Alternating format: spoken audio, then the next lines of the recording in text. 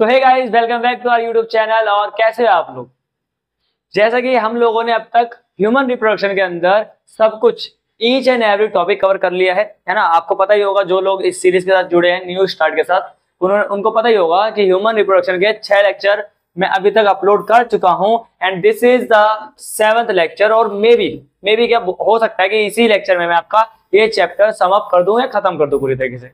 ठीक है, तो इससे पहले वाले लेक्चर के अंदर हमने पढ़ा था फर्टिलाइजेशन एंड क्लीवेज साइकिल। ठीक है, कि फर्टिलाइजेशन क्या होता है, क्लीवेज डिवीजन कैसा होता है, क्या क्या इसके अंदर एम्ब्रियोनिक चेंजेस आते हैं। आज की क्लास में हमारा टॉपिक रहने वाला है गेस्टेशन के बारे में। ठीक है, यानी हम पढ़ेंगे गेस्टेशन पीरियड कौन सा होता है, कितने महीने का होता है, और उस महीने को किस किस चीजों में डिवाइड किया है। वैसे आप लोग जानते ही हो, जो गेस्टेशन पीरियड होता है जनरली आपको पता होगा कि जो प्रेगनेंसी होती है फीमेल के अंदर, ह्यूमंस के केस में वो 9 मंथ तक चलती है ना। अब हर एक जो टोटल 9 मंथ है ना, उनको हमने डिवाइड कर रखा है 3 ट्राइमेस्टर के अंदर। ओके, और हर एक ट्राइमेस्टर होता है 3 महीने का। समझे? मैंने कहा 9 मंथ को डिवाइड करा 3 ट्राइमेस्टर के अंदर, और हर एक ट्राइमेस्टर बराबर होता है आपके 3 महीने के। तो हमें अब देखना यह है कि हर एक ट्राइमेस्टर में, या बोलो तो हर एक महीने में किस किस तरह की एम्ब्रियोनिक डेवलपमेंट होती है बच्चे के अंदर। ओके, तो without wasting any time let's start with my intro. As you all know, my name is Zafar Shaikh and आप देख रहे हैं ट्राइमोटिव। तो टॉपिक डालेंगे आज का, और आज के 2 टॉपिक रहेंगे। ठीक है, जनरली पहला होगा आपका गेस्टेशन और दूसरा रहने वाला है आपका पार्चुरेशन एंड लैक्टेशन। तो फटाफट से देख लेते हैं गेस्टेशन को पहले। ज्यादा बड़ा टॉपिक नहीं है ये, तो ये कुछ यही जाएगा आपका 20 मिनट के आसपास होगा।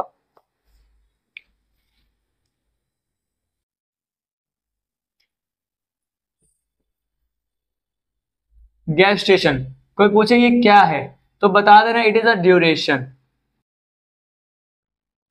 द ड्यूरेशन या टाइम पीरियड ऑफ एम्ब्रियोनिक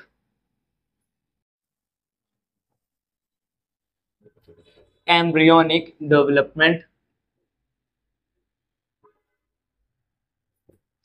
ठीक है, या दूसरी भाषा में आप ये भी लिख सकते हो, इट इज अ ड्यूरेशन या time period from fertilisation to parturition. ठीक है, दोनों ही डेफिनेशन अपने अपने तरीके से सही है।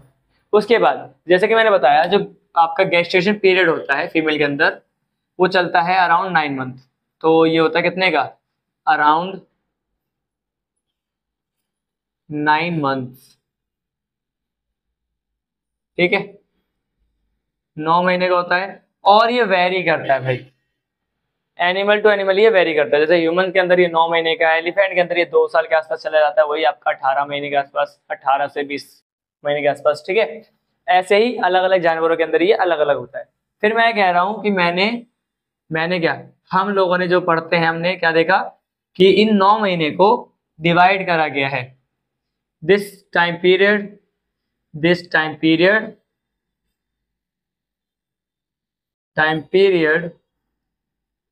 is divided into 3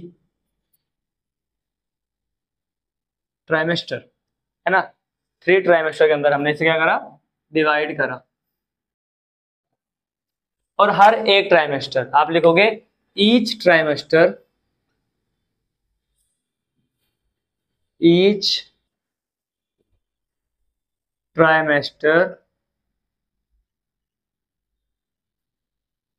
contains 3 months। Okay, तो जब आप एनसीईआरटी पढ़ने जाओगे तो आपको पता चल ही जाएगा कहां पर क्या क्या चीजें होती हैं। तो जस्ट देख लेते हैं कि कहां कहां पर किस किस महीने में बेबी का कौन कौन सा पार्ट्स या ऑर्गन बन के तैयार होता है। ओके, तो देख लेते हैं। सबसे पहले अपन देखेंगे किस किस टाइप का एम्ब्रियोनिक डेवलपमेंट होता है।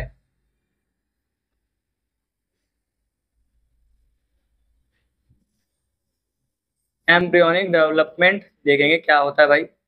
अगर आप चाहो तो एनसीईआरटी के अंदर से आप छाट के भी लिख सकते हो, मैं भी चाहूँ तो आपको पूरी पूरी थ्योरी से लिखवा सकता हूँ, लेकिन वो इतना ज्यादा काम का नहीं है। तो मेन पॉइंट पे आएंगे जो कि एनसीईआरटी बोलती है। तो ये एम्ब्रियोनिक डेवलपमेंट है, और हम देखेंगे मंथ्स, देख लेते हैं इस साइड मंथ्स देख लेना। और इस साइड देख लेना क्या क्या बन रहा है।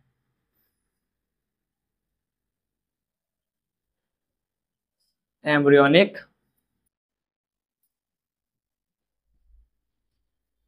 डेवलपमेंट।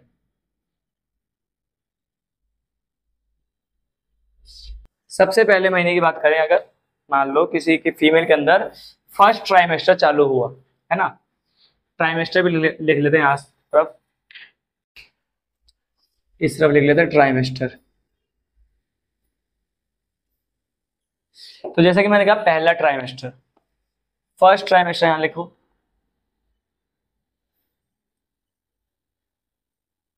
और फर्स्ट ट्राइमेस्टर के अंदर आता है आपके पहला, दूसरा, तीसरा महीना, ठीक है, पहला, दूसरा और तीसरा महीना। तो सबसे पहले बात करेंगे फर्स्ट मंथ। पहले महीने की अगर मैं बात करूं तो पहले महीने के अंदर ही जो बेबी है, फीटस का हार्ट डेवलप हो जाता है। हार्ट ऑफ फीटस फॉर्म, समझे, यानी पहले महीने में ही बेबी का जो दिल है वो बन जाता है। और वहीं अगर बात करें सेकेंड मंथ की, तो सेकेंड मंथ में आप देखोगे, एनसीईआरटी बताती है सेकेंड मंथ के अंदर जो बेबी का है ना वो लिम्स के डिजिट होते हैं, डिजिट यानी फिंगर, आप लिखोगे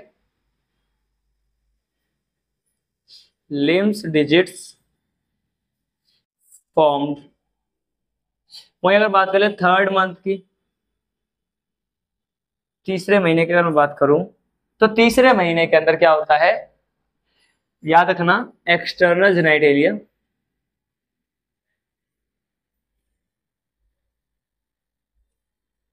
एंड मेजर ऑर्गन सिस्टम जो होता है वो बन जाता है, ठीक है। यानी आप अगर गौर से देखो तो पहले ट्राइमेस्टर के अंदर बहुत सारी इंपॉर्टेंट चीजें ही हो रही है, ठीक है।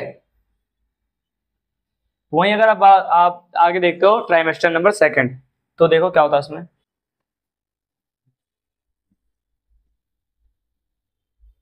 ट्राइमेस्टर सेकंड और फोर्थ मंथ में इतना ज्यादा बताया नहीं गया कि फोर्थ मंथ में क्या होता है, सीधा जंप आता है फिफ्थ मंथ पे, ठीक है। सो सबसे पहले सेकंड ट्राइमेस्टर के अंदर अगर आप देखोगे तो यहां पर आता है आपका फिफ्थ मंथ। और पांचवें मंथ के अंदर आप देखोगे एनसीईआरटी बताती है कि हेयर आ जाता है, हेयर ऑन बेबीज हेड, ठीक है। बेबी का हेड जो है मतलब उसके ऊपर हेयर आ जाता है। एंड सबसे इंपॉर्टेंट, बेबी की फर्स्ट मूवमेंट ऑफ बेबी वो भी इसी महीने आपको सुनने को मिलती है। वहीं अगर बात करो सिक्स मंथ की, तो छठे महीने में, सिक्स मंथ्स में अगर मैं बात करूं, आईलाइट्स और आईलैशेस बनने स्टार्ट हो जाते हैं, ठीक है। मतलब आईलैशेस बन जाते हैं और आईलाइट्स जो होते हैं, आईलिड्स के वाले, ये सेपरेट हो जाते हैं, ठीक है। तो आप लिखोगे आईलैशेस फॉर्म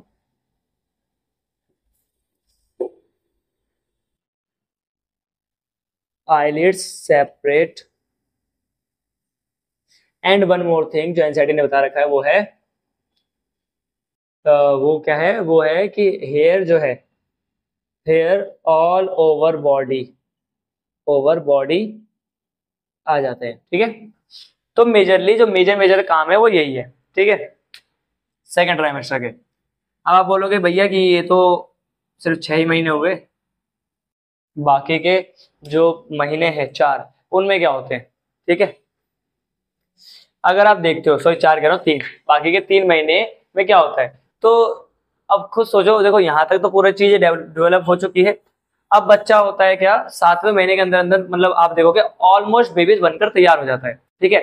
उसके बाद के 2 महीने जो बचते हैं, उन 2 महीनों के अंदर बच्चा अपनी माँ से नरिशमेंट ले रहा होता है, मतलब वो और अच्छे से फुल्ली मिच्योर हो रहा होता है, ताकि बाहर निकलते वक्त कोई ज्यादा कॉम्प्लिकेशन ना आए बेबी को सरवाइव करने में, ओके। तो यानी वो 2 मंथ जो बेबी क्या करता है, अपने आप को नरिशमेंट ले रहा होता है, मतलब अपने आप को नरिश कर रहा होता है फ्रॉम फीमेल, ठीक है, या मदर बोल सकते हो आप। तो this is all about gestation period, और इतना ही था। अगर आप इससे भी ज्यादा कुछ जानना चाहते हो तो पढ़ लेना, आप उसमें एनसीईआरटी में पढ़ लेना पूरा ये वाला पैराग्राफ, वहां पर यही डिटेल दे रखी है, और कुछ कुछ लाइनें दे रखी हैं कि क्लिनिकल सिग्निफिकेंस आप सुन सकते हो। प्राइमरी ट्राइमेस्टर के अंदर, मतलब फर्स्ट ट्राइमेस्टर के अंदर क्या करते हैं, वही धड़कनें सुनी जाती है। धड़कनें सुनने का मतलब क्या है कि वहां पे हार्ट बन चुका है। ओके, तो यही सारी चीजें थी, फटाफट से नोट डाउन करो, फिर बात करेंगे अपन पार्चुरेशन की। तो बच्चों आप लोगों ने इसे उतार लिया होगा, है ना। तो अब बात करेंगे अपन पार्चुरेशन की, और लास्ट टॉपिक हो जाएगा लैक्टेशन पीरियड की। लैक्टेशन कुछ और नहीं पता ही होगा आपको, कि मदर जो है अपने बेबी को फीड कराती है, उसी पीरियड को हम लैक्टेशन पीरियड कहते हैं, बस। और उसके अंदर कुछ कुछ चीजें और भी पढ़नी होती है, तो वो देख लेंगे। इंपॉर्टेंट है आपका पार्चुरेशन, हेडिंग डालेंगे।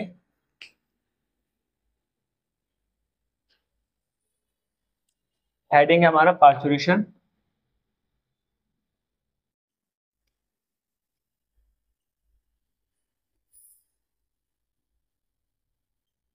अब अगर मैं बात करूं पार्चुरेशन की, तो पार्चुरेशन क्या है, अगर आप गौर से देखो तो ये इसका मतलब क्या है, delivery of baby. Delivery of baby तो है इसका मतलब, या दूसरी भाषा में आप लिख सकते हो expelling of foetus from mother. Mother के अंदर से फीटस का बाहर आना, ये आपका पार्चुरेशन कहलाता है। अगर आप देखो पार्चुरेशन का जो मतलब सिग्नल है वो कहाँ से आता है, पार्चुरेशन के लिए जो सिग्नल क्रिएट होता है, अब लिखोगे सिग्नल्स फॉर पार्चुरेशन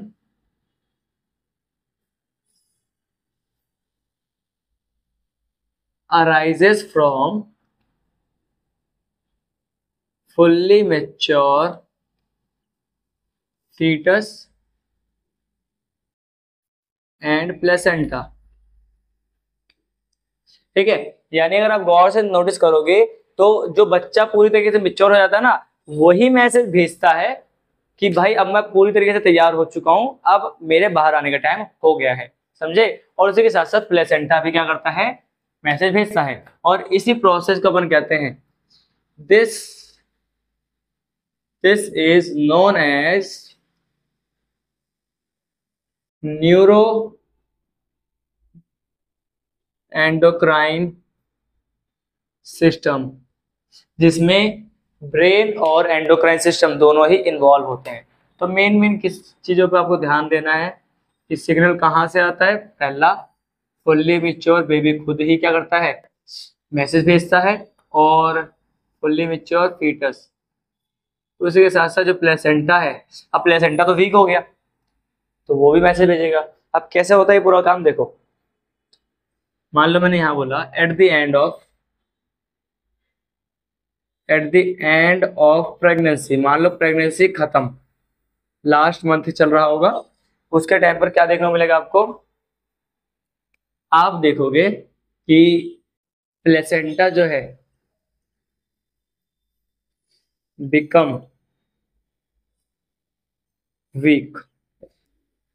प्लेसेंटा क्या हो जाएगा, वीक हो जाएगा। ओके, अब क्या है कि प्लेसेंटा एक बार वीक हो जाएगा तो भाई क्या होगा, दो चीज होंगी। पहला कि प्रोजेस्टेरोन जो था, प्रोजेस्टेरोन जो हार्मोन था, उसका लेवल गिर जाएगा, अपने आप वो डाउन चला जाएगा। दूसरा, ये एक हार्मोन और सीक्रेट करवाता है जिसे कहते हैं CRH। ठीक है, तो याद रखना यहां से दो काम होते हैं। पहला,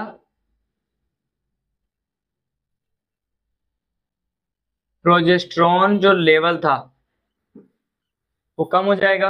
दूसरा, ये रिलीज करवाएगा CRH।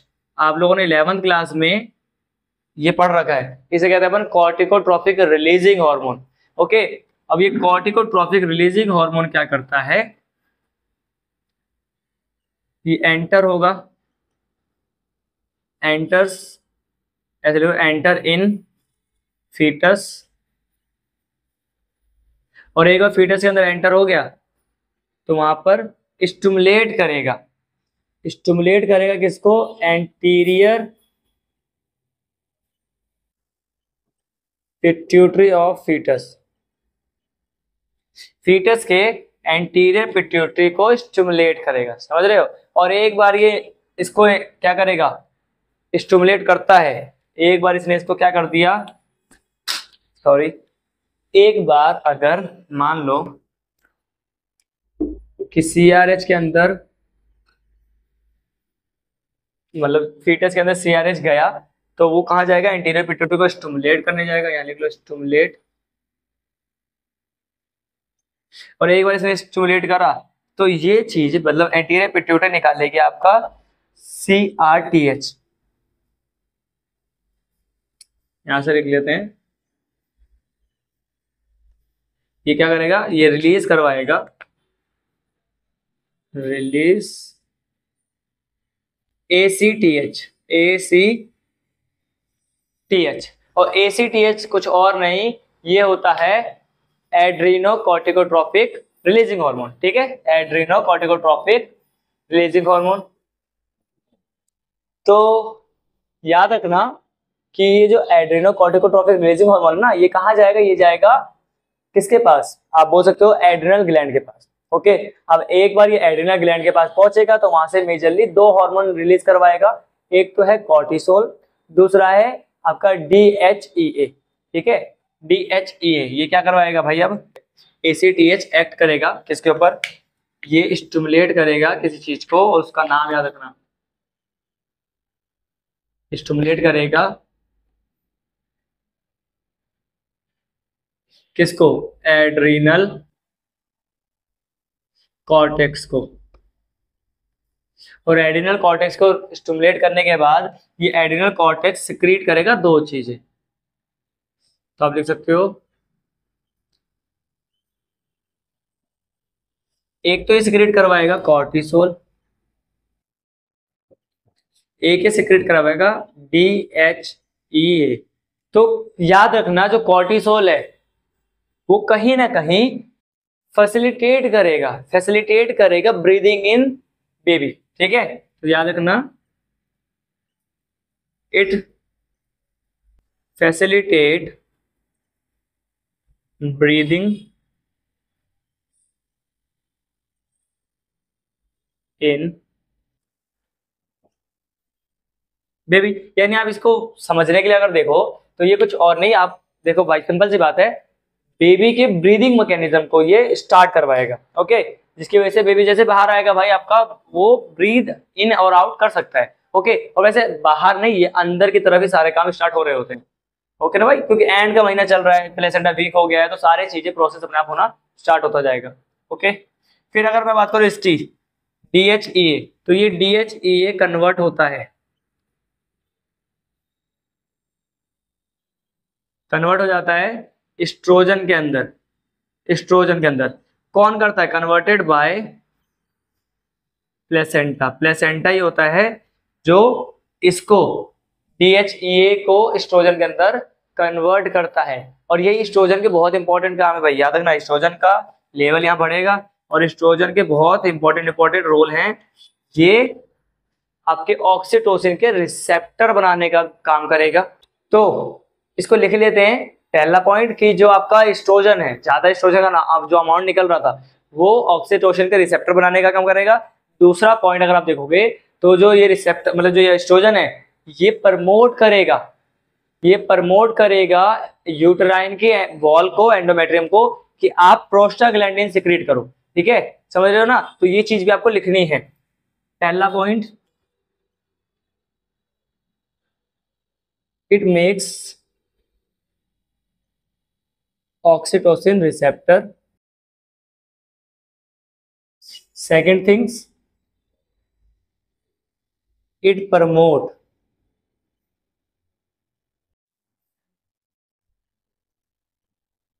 uterine endomembrane,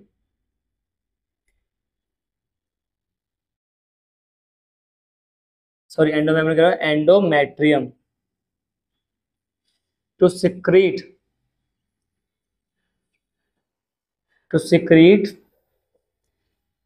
prostaglandin.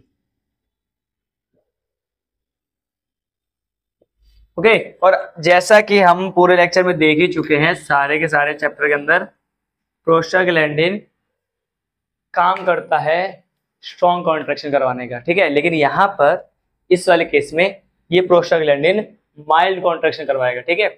Mild contraction करवाएगा, जिसकी वजह से पहली बार फीमेल के अंदर क्या देखने को मिलेगा, फीटल इजेक्शन रिफ्लेक्स, समझ रहे हो। यानी कि फीटस खुद बाहर आने के लिए आपको सिग्नल भेज रहा है मदर को, समझ रहे हो। कि अब इस चीज को कैसे समझ सकते हैं, ये देखो, जो बेबी है, बेबी वेजाइना के पास, मतलब सर्विक्स वाला पार्ट जो है, ऑब्वियस बात है बाहर आ चुका होगा बहुत ज्यादा नीचे की तरफ, वेजाइना की तरफ।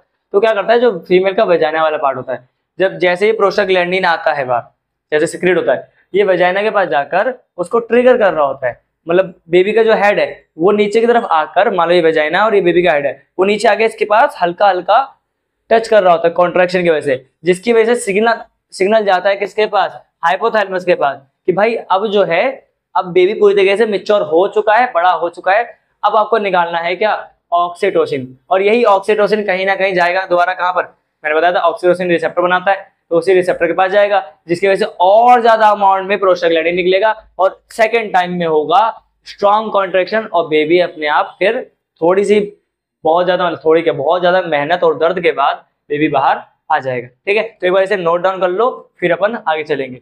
ओके भाई, तो चलो बच्चों, आपने इसे उतार लिया होगा, अब आगे चलते हैं।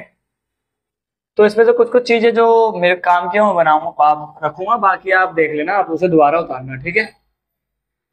जैसे कि मेरे काम का यहाँ पर सिर्फ एक ही पार्ट है, वो है ये, मैंने आपको बताया कि यहाँ से प्रोस्टाग्लैंडिन निकलेगा। अब अगर आप गौर से देखो, तो ये जो प्रोस्टाग्लैंडिन था, या इसे इरेज कर देते हैं, मैंने आपको जस्ट बता दिया कि प्रोस्टाग्लैंडिन सिक्रेट हो रहा है, इसे भी इरेज करो, हटाओ, किसी काम का नहीं है। बस इतना याद रखना कि जो प्रोस्टाग्लैंडिन था,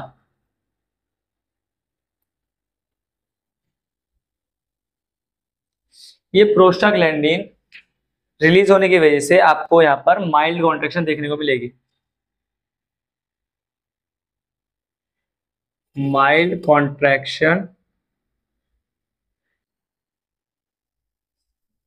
occurs in uterine wall, और इसी को हम प्यार से कहते हैं फीटल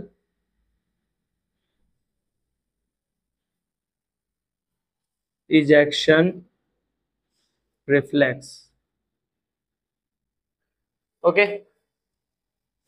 तो ये आपका फीटल इजेक्शन रिफ्लेक्स होता है। अब क्या होता है, ये एक बार होना स्टार्ट हो गया, मैंने भी बताया ना, बेबी जो है बार बार वेजाइना के ऊपर अपना हेड मार रहा होता है, जिसकी वजह से यहां से मैसेज जाता है, यहां से मैसेज जाएगा हाइपोथैलेमस के पास। मान लो ये आपके पास हाइपोथैलेमस है, ये क्या है, एंटीरियर पिट्यूटरी, और ये पोस्टीरियर पिट्यूटरी। तो यहां से मैसेज गया हाइपोथैलेमस के पास,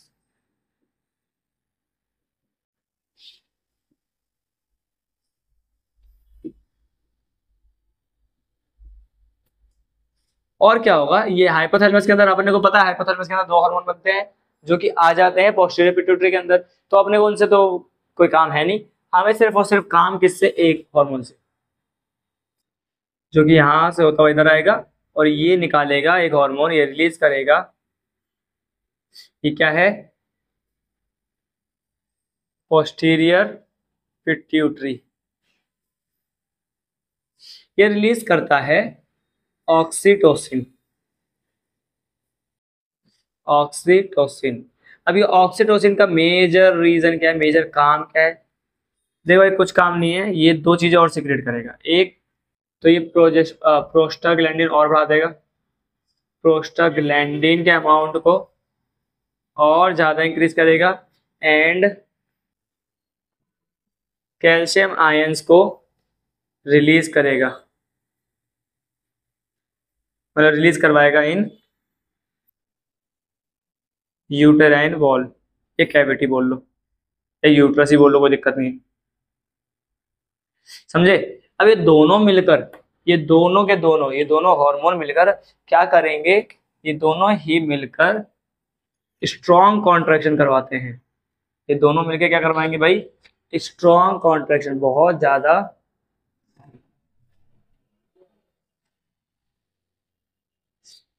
स्ट्रॉन्ग कॉन्ट्रैक्शन करवाते हैं, बहुत ज्यादा जोर का, मतलब बेबी के ऊपर धक्का लगाते हैं जिसकी वजह से बेबी बाहर आ जाता है।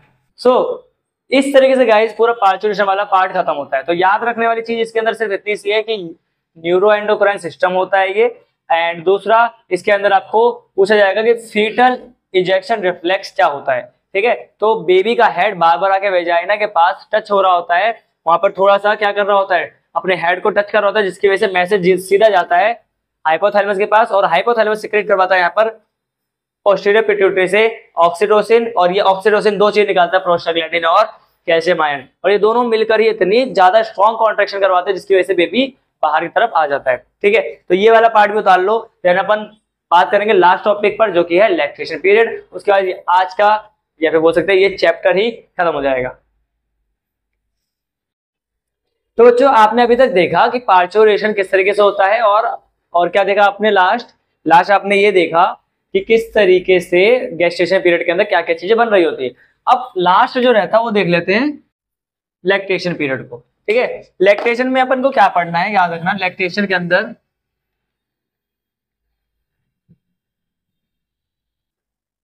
लैक्टेशन का सिंपल सा मतलब है production of milk from memory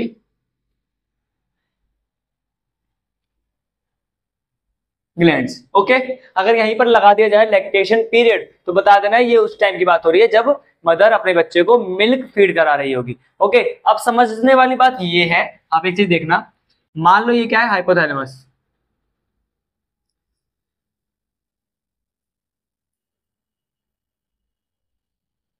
ये है हाइपोथैलेमस।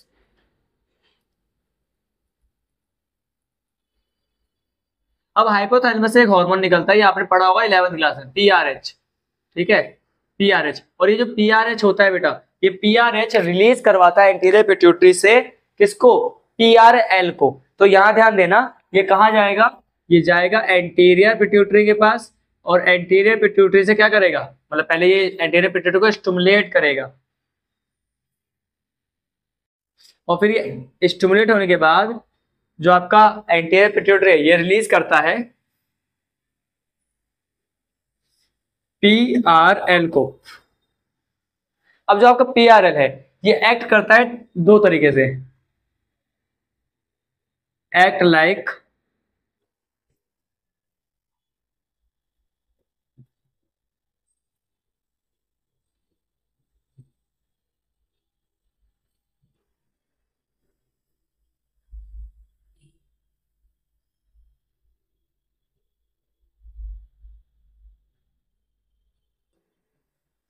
तो ये एक्ट करता है, पीआरएल एक्ट करता है किसकी तरह, मैमोट्रोपिक की तरह, दूसरा लैक्टोजेनिक की तरह। अब मैमोट्रोपिक का मतलब होता है बेटा, याद रखना कि मेमोरी ग्लैंड की फॉर्मेशन करवाने का काम पीआरएल ही करता है,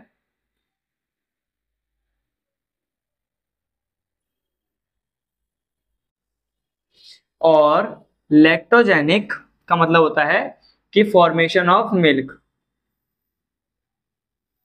फॉर्मेशन ऑफ मिल्क भी कौन करवाता है, ये पीआरएल ही करवाता है। लेकिन अगर मैं बताऊं तो जो लैक्टोजेनिक इफेक्ट है, this is inhibited during pregnancy.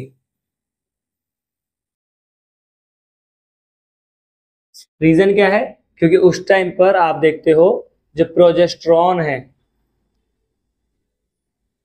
वो बहुत ज्यादा अमाउंट में सिक्रीट हो रहा होता है, और प्रोजेस्टेरॉन जब तक रहता है तब तक वो लैक्टोजन यानी कि मिल्क को बनने नहीं देता। तो आपने नोटिस भी किया होगा कि जो भी अगर मान लो प्रेग्नेंट फीमेल होती है, प्रेग्नेंट वुमेन होती है, उसका मिल्क प्रोड्यूस नहीं हो रहा होता है स्टार्टिंग के महीने में, लेकिन जैसे ही बेबी बाहर आने वाला होता है तो उसके कुछ दिनों पहले से ही ये पूरा काम स्टार्ट हो जाता है, एंड बच्चे के बाहर आते ही मिल्क बनना, मतलब मिल्क निकलना स्टार्ट हो जाता है। ठीक है ना, अब देखो यहाँ कुछ और हार्मोन के नाम देख लो, जैसे कि बात करें अगर पीआरएल की और एचपीएल की, ये दोनों हार्मोन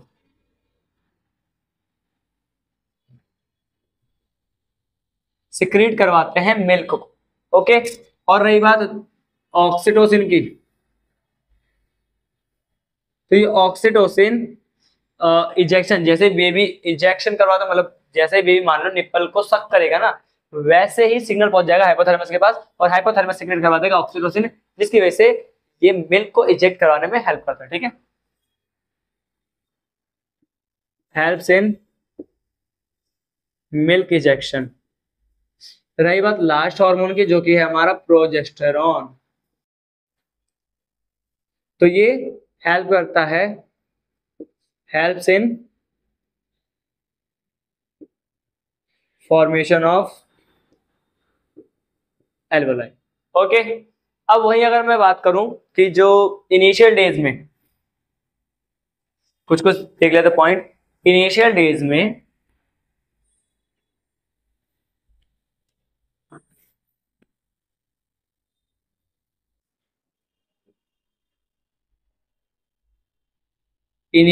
जो मिल्क निकलता है, milk secreted by mother,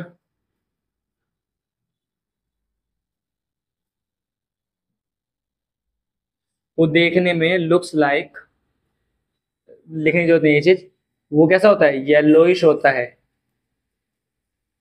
yellowish due to,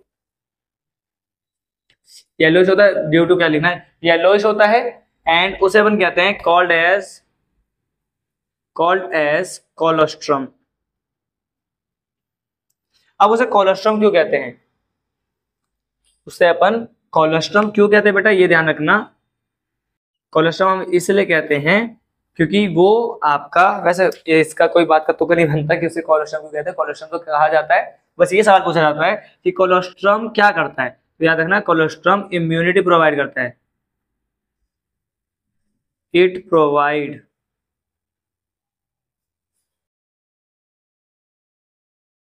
immunity to foetus, because इसके पास क्या पाया जाता है, because it has IgA antibody, यानी इसके पास क्या पाया जाता है, आईजीए नाम की एक एंटीबॉडी पाई जाती है, जो कि फीटस को इम्यूनिटी प्रोवाइड करवाता है। ठीक है, और ये बात भी याद रखना कि डॉक्टर लोग क्यों बोलते हैं बच्चे को स्टार्टिंग डेज में मदर का मिल्क पर पिलाना चाहिए, फीड कराना चाहिए, और कुछ और नहीं, मतलब बाहर की चीजें नहीं खिलानी चाहिए, बाहर का दूध भी नहीं पिलाना चाहिए। उसका रीजन भी यही है क्योंकि स्टार्टिंग के डेज में कोलेस्ट्रम निकलता है, कोलेस्ट्रम जो दूध निकलता है उसको कोलेस्ट्रम कहा जाता है, और फीमेल के अंदर से वो बहुत ज्यादा ही, मतलब आईजीए नाम की एक एंटीबॉडी लेकर बाहर निकलता है, जिसकी वजह से वो बहुत ही ज्यादा न्यूट्रिशनल मिल्क होता है, जो बच्चे को स्टार्टिंग डेज में क्या करेगा, बाकी बैक्टीरिया पैथोजन से बचा के रखता है। ओके, क्योंकि उस टाइम पर इनिशियल डेज में बच्चे के पास खुद की इम्यूनिटी नहीं होती है, तो बाहर से मदर से इम्यूनिटी लेता है, समझ रहे हो। तो इसीलिए 6 मंथ तक बेबी को मदर का ही मिल्क फीड कराना चाहिए। ठीक है भाई, एंड अगर आप गौर से देखते हो तो यहाँ पर लैक्टोजन वाले पार्ट का ऑलमोस्ट, मतलब लैक्टेशन का ऑलमोस्ट पार्ट कवर हो चुका है। बस एक चीज और देखनी है कि किस तरीके से हाइपोथैलेमस और बेबी के निप्पल को सक करने के बीच में रिलेशन है। तो एक बार इसे उतारो, फिर अपन फटाफट से वो भी देख लेते हैं। तो बच्चों आप लोगों ने इसे उतार लिया होगा, अब फटाफट से एक बार देख लेते हैं कि किस तरीके से हाइपोथैलेमस और बेबी के सक करने में, मतलब बेबी अगर निप्पल को सक करता है तो किस तरीके से हार्मोन सिक्रेट होते हैं। तो देखो, मान लो मैंने कहा कि ये मेमोरी ग्लैंड है, ठीक है, ये क्या है, मेमोरी ग्लैंड है, और ये निप्पल है। तो यहां मान लो कोई बेबी है, और बेबी क्या कर रहा है, if if baby sucks nipple, ठीक है, तो क्या होगा, यहां से सीधा मैसेज आएगा, यहां से, यहां निप्पल से जो सेंसरी न्यूरॉन होंगे, वो सेंसरी न्यूरॉन मैसेज लेके जाएंगे कहां पर, हाइपोथैलेमस के पास।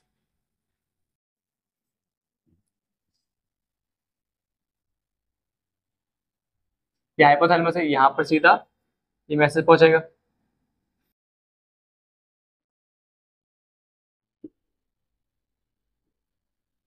और जैसे कि मैंने बताया कि हाइपोथैलेमस से फिर यहाँ से हार्मोन निकलेगा, इसके पास जाएगा, हार्मोन कौन सा निकलेगा, PRH निकलेगा, और ये यहाँ जाएगा